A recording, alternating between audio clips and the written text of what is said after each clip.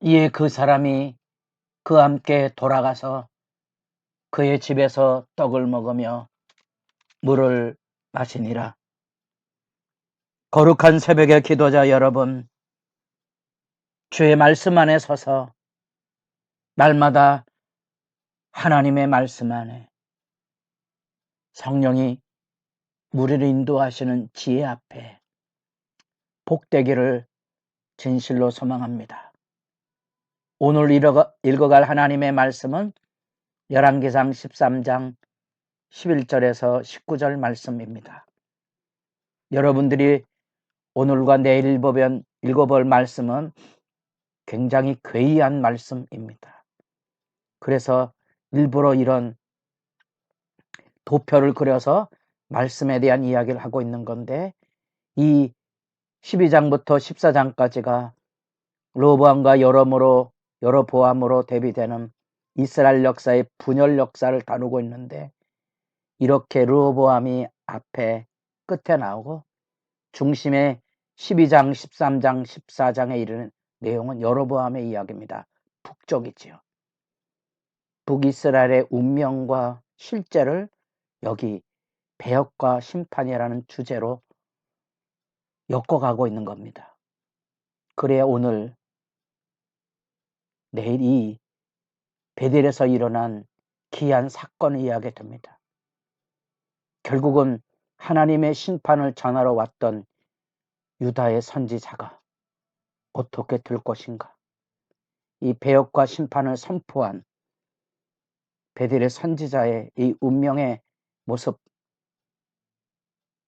여로보암에 대한 심판을 증언했던 이 유다의 하나님의 사람이 이 베델에 거주하는 노 선지자의 계략에 말려 무너져가는 모습을 이해하시고,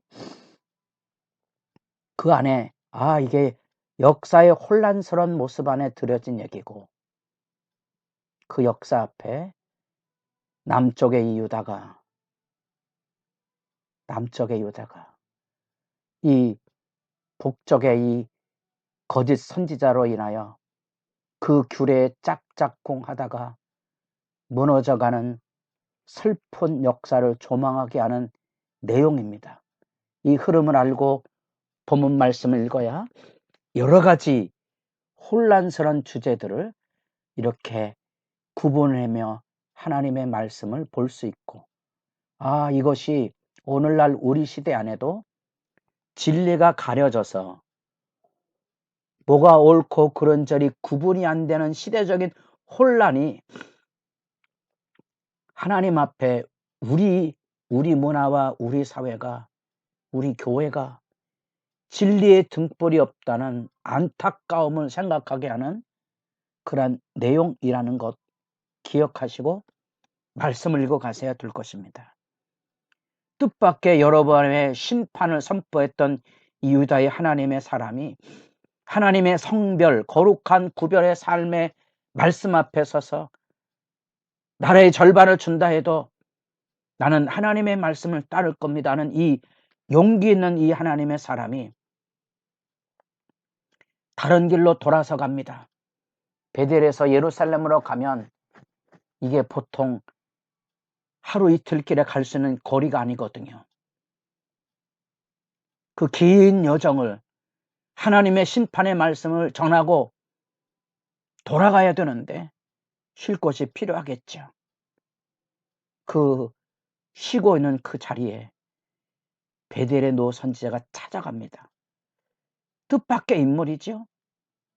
이 베델의 이 선지자는 그 아들들이 이 여로보암의 제단에 와서 현장을 보았기 때문에, 다시 말하면 이 선지자의 아들들은 여로보암의 종교 정책에 참여했던 존재들로 보여지고, 그래서 이 사람이 거짓이라는 것을 추정해 볼 수 있습니다. 자세한 이야기를 들어보고 이 지쳐 돌아가고 있는 이 하나님의 사람을 찾아 쫓아가게 됩니다.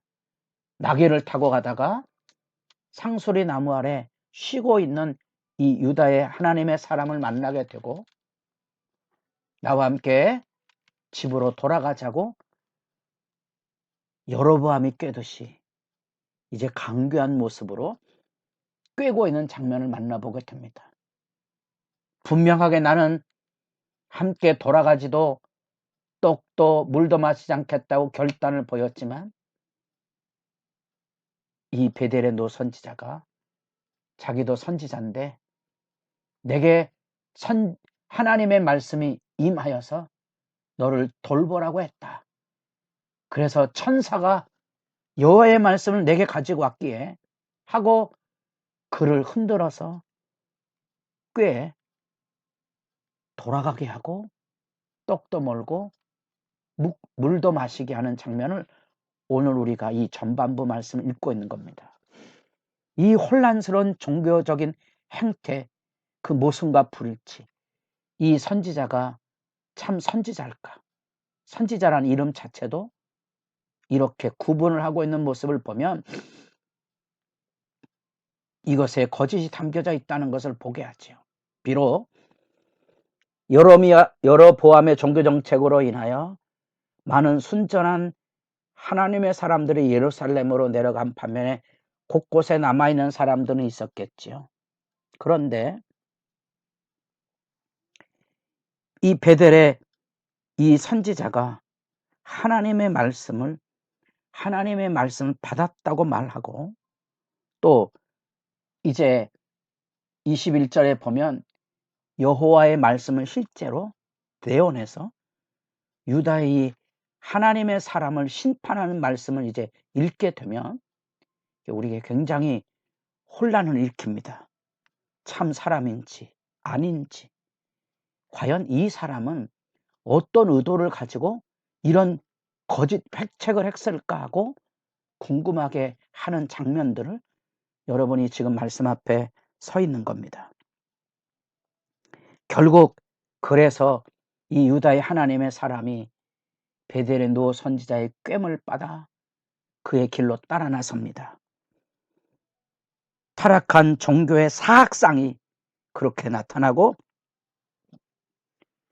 그것에 깨어 분별력을 갖지 아니하면 결국 이 남유다의 하나님의 사람이 이 베델의 선지자의 꿰매 빠져 그 길을 따라 나섬으로 운명의 나락으로 멸망할 유다 이스라엘의 모습도 지금 내다보게 하는 부분입니다. 왜 이 베델의 노 선지자는 그를 꿰었을까? 아마도 선지자니까 분별력은 있었을 겁니다. 하나님의 뜻이 무엇인가를 구체적으로 목도하고 권능과 실천을 보고 그런 개인적인 사역 안에 참 선지자가 누구인지에 대한 이야기를 들어보고 싶었던 거지요. 그 시기와 검증의 의도를 사탄이 대적자가 되어 그를 꿰어 지금 하나님의 사람을 몰락으로 이끄는 도구가 되어버리고 맙니다. 이것이 여기 지금 혼란스러운 시대적인 종교 상황입니다. 참 하나님이 계신가에 대한 거룩한 열심을 가졌던 많은 사람들이 그릇된 방식으로 이단에 떨어지는 것처럼 이단 서설을 만들어내는 모습을 선연하게 보고 아프고 아프지만 하나님을 향한 열심을 가진 사람들이 교회당에서 사실은 이 거짓 신앙을 꿰어서 교회 안에 분쟁과 다툼을 일으키는 그 모습들을 생각해 보면 혼란스러운 종교 행태를 우리가 다시 되짚어 보게 되는 거지요. 여러분, 이런 말씀 앞에 악의 간사한 유혹과 진리의 혼잡을 우리가 깊이 생각해 보실 필요가 있습니다. 하나님을 위한다는 사람들이 하나님의 교회에 하나님의 백성 속에 일하며 분쟁과 다툼을 일삼는다. 사람들을 손가락질하고 비난하고 책망하며 자기 사욕을 채우고 자기 권력을 유지하는 일들은 우리에게 일상으로 나타나는 진리의 혼잡한 상황이죠.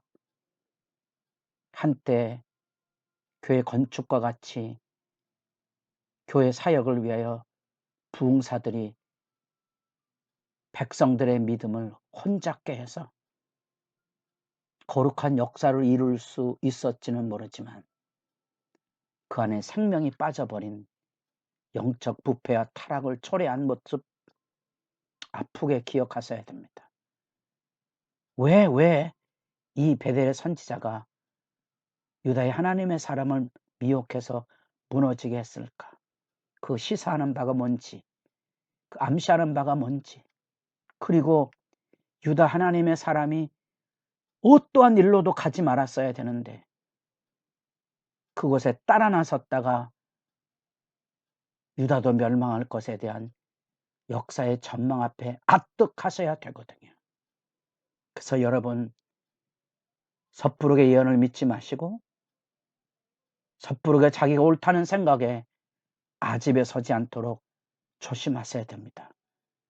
거짓과 속임수, 난무하는 혼란스러운 세대 안에 하나님의 바른 분별력이 없으면 덕과 수렁에 헤맬 수밖에 없는 이 수수께끼와 같은 이 사건, 이 여로보암의 부패한 시대 상황의 핵심을 여기 얘기하고 있습니다.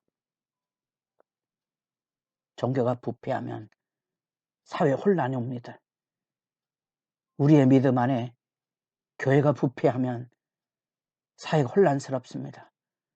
사회 혼란스러움을 보시고 교회가 진리의 등불을 서 있는가를 애타게 아프게 돌아보고 성찰하며 기도해야 될 것입니다. 무엇이 옳은 일인가? 여러분들에게 그 진리의 열망이 날로 새롭기를 소망합니다.